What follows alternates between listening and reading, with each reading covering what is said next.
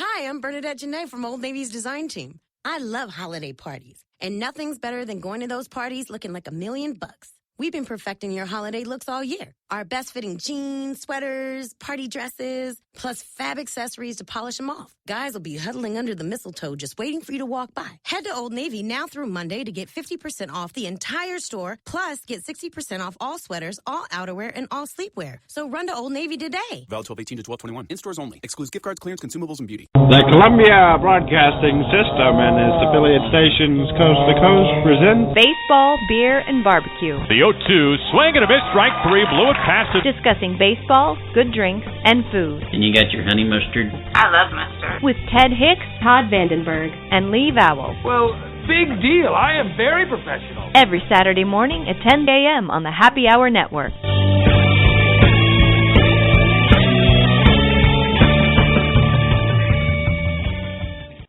And welcome to Baseball, Beer, and Barbecue with Todd Vandenberg, Ted Hicks, and Lee Vowell.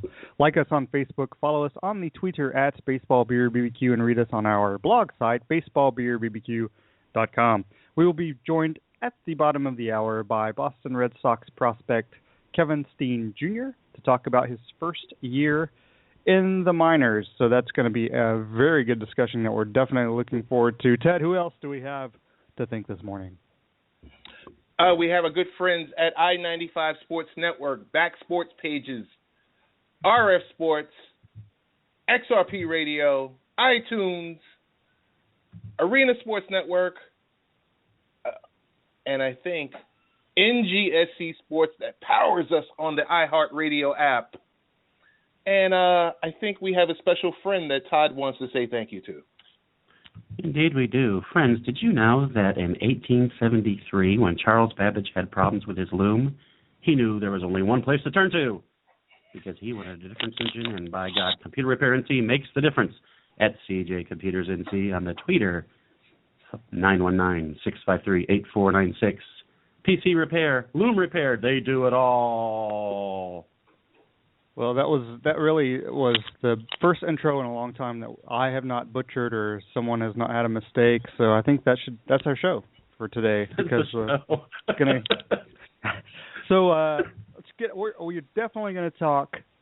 Ted went to see Star Wars: The Force Awakens, a movie I've honestly never heard of. I don't know if maybe it's a B film or something, but Ted took a photo. I wish I could show it to everyone, but he took a photo of him standing in line. I guess that was you. Were you when you took the photo yesterday? As a long line of people ready to get into that event. Were you standing that far back, or were you just taking a photo of what it looked like? I was standing that far back on the line. That's crazy. Yeah, I was showing people where I work. I was like, "Look, this is Ted, and this is the line to get into this event." So, I mean, I'm assuming it was it at? Did you see the movie at a theater? Is that how they did the event, or was yes. it you went to the event and then went to the theater? Okay. Oh no. The event was at the theater, so of course, the presenters had to give their spiel for 30 or so minutes, and then they allowed you to see the movie. Also, they provided you a frosty beverage and a super small popcorn. What is it, 5 kernels? Hey, Ted, it looked on the picture like the theater was in Manhattan, but the line started in Hoboken. Was that correct? That is true. I thought so. It looked about where you were. So That's awesome. That is true. So we're definitely going to get Ted's review and his take on the film. Don't want to. It's a spoiler-free thing, so Ted's not going to say, "Oh, then this happened and this happened." He'll just give an overview from a fan's point of view, which is really what this movie's about. It's not put out to win Oscars. I mean, can be a good film, but I don't think the intent is ever to be like, "Oh, this is the Oscar scene." It's one of these films you just really want to enjoy. It's entertainment. So we'll talk about that in just a few minutes, but let's get Major League Baseball news and notes in. Iwakuma, the deal fell through with the Dodgers. He failed his physical. They haven't really said why he failed his physical. They think maybe there were some when he was in Japan, when he pitched in Japan several years ago, there were some shoulder issues he had, but he hasn't really had any shoulder issues per se since he's been in the majors. It's more of the issue with just non-throwing items. So it's been kind of a weird injury, freakish injuries for him. but he ended up re-signing with the Mariners $12 million for 1 year. So the Mariners' starting rotation, as long as Iwakuma can stay healthy, and who knows if that's the case, should be good again. Of course, we expected that last year too, but they still have Felix Hernandez. They still have, 3 through 5 is pretty good. They picked up Wade Miley. Who knows how well he will do in Seattle, but it's a good park to pitch in. So we'll see where that goes. Johnny Cueto, Todd, what's your take on Johnny Cueto signing with the Giants? Sorry, not Dodgers, but Giants. So now that's a Freudian slip. But now the Giants, not the Dodgers, signed Cueto and Samardzija this offseason for, a decent, I didn't overpay like the Diamondbacks did. So how much better is the Giants' rotation? It's an even year. The Red Sox are tooling up for their, their even year World Series run. The Giants are too. Your Dodger, and I'm sure they will do something, but at this point, you got to wonder, you guys need to pull something off because, the Giants have really improved, and again, it's an even year, so that's worth 15 games alone for the Giants. And the Diamondbacks have really picked up, as we've talked about. Cueto, okay, to me, he's not quite at the level of Greinke or Price, but could he have a better season this year? Of course he could. He has the potential to be a great pitcher. He's a really, really good pitcher. And in any given year, he could be great. He's going back to the National League. It'll be interesting to see how he adjusts, but I don't think it'll be too difficult to have Buster Posey helping you adjust. So, that's really, really big. And not a Dodgers fan, but I'm certainly not a Giants fan or a D-backs fan. Of anybody in that division, I'd like to see the Dodgers win. And I felt like that for decades, even actually before I knew you. So, yeah, it's not exactly good news for the Dodgers as they continue to make small moves, and everyone else around them is just like blowing up the blogosphere for the moves they're making. Yeah, Ted, you have thoughts on this? None at all. Are we talking about the Force Awakens yet?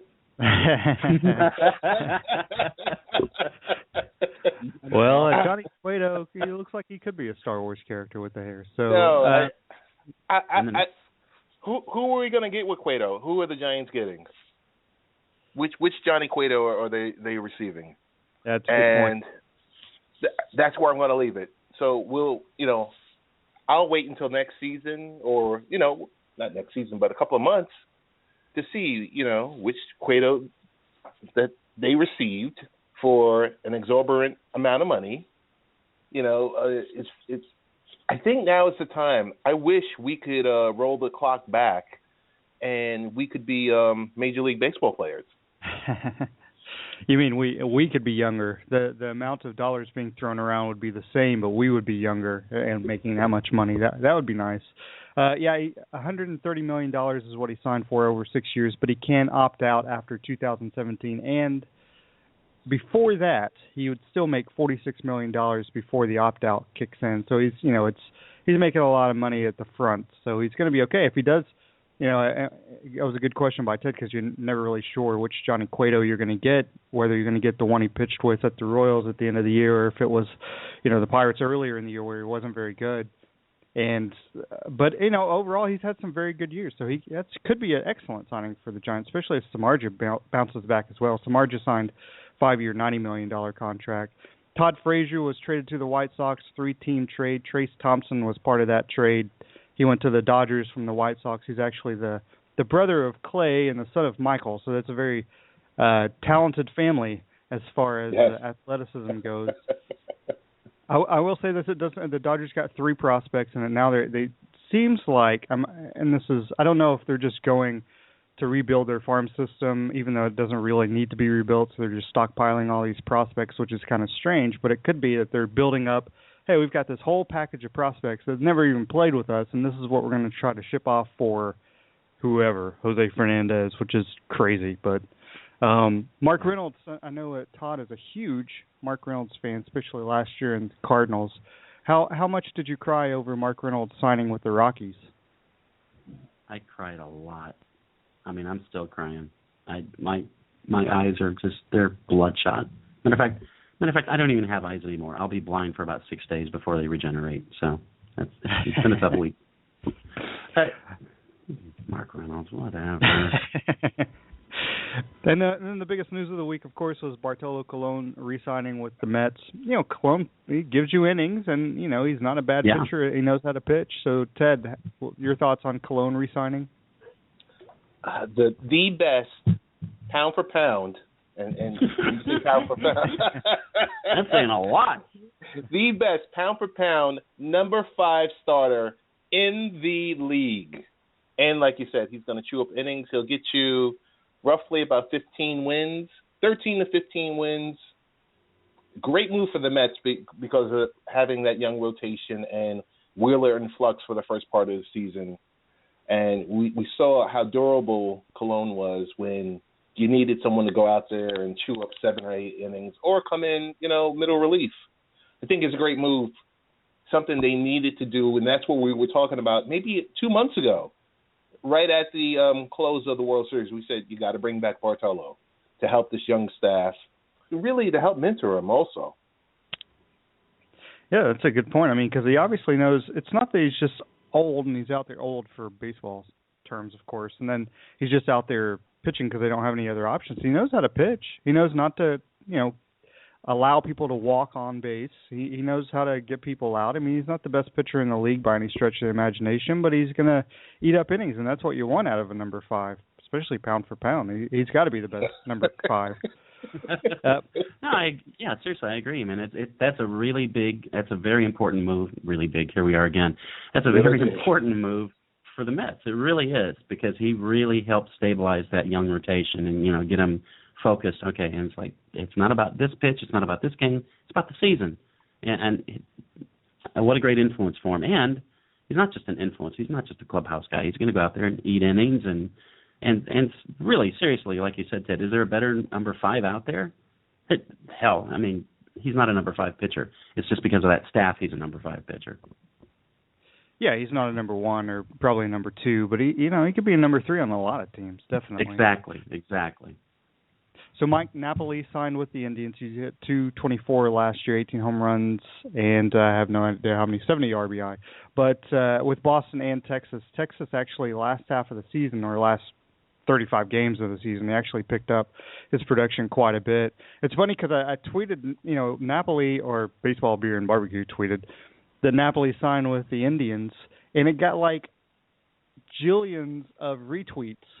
And from all these random, probably drone-ish Twitter handles. So I'm wondering if it was the hashtag Napoli or the hashtag Indians, because it doesn't make any sense either way. But this is kind of a quick meeting on air. Anytime we are tweeting from Baseball, Beer, and Barbecue from now on, guys, it has to have hashtag Napoli and also hashtag Indians, just FYI. So okay. We'll do that.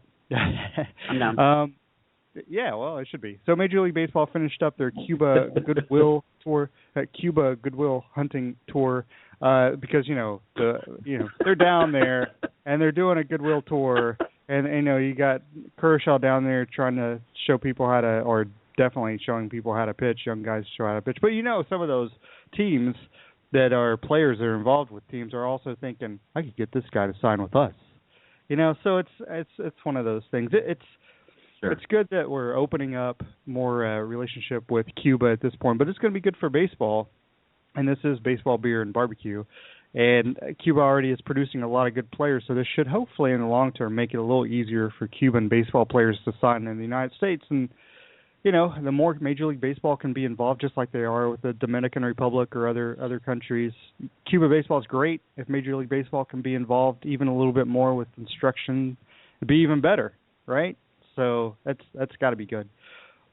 We are actually, I do want to preface that this is our last show of the year of 2015. We're actually going to be back on the 9th of January, and it's going to be Baseball, Beer, Barbecue, NFL Playoffs edition. Ted, you want to tell the folks about what that show is going to be about? Playoffs? I tried. It was a little too high. I was like, playoffs? No, I can't. Little pitchy, dog. Little pitchy. Playoffs? No. All right, that's it. I'm done. I'm done. Well, it was a concept that we constructed back in the lab, our virtual lab at the Happy Hour Network